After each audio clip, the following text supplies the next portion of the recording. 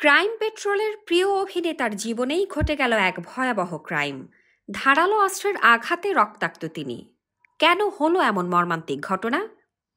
রাঘব তিওয়ারি, যিনি crime petrol সিরিজে তার বাস্তবধর্মী অভিনয়ের জন্য পরিচিত, নিজেই শিকার হলেন এক নৃশংস হামলার।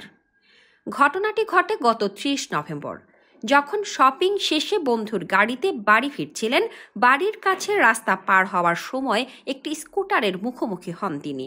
নিজের ভুল স্বীকার করে সরিও বলেন, কিন্তু তাতে সমস্যার সমাধান হয়নি।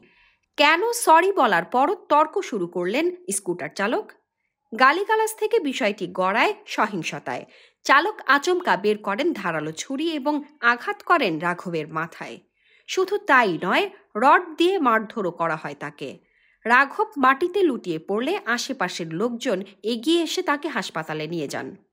তার মাথায় বেশ কয়েকটি সেলাই লেগেছে।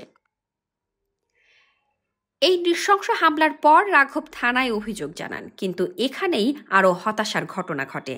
অভিযোগ সত্ত্বেও পুলিশ সঠিক ধারায় মামলা রুজু করেনি বলে অভিযোগ করেছেন রাঘব।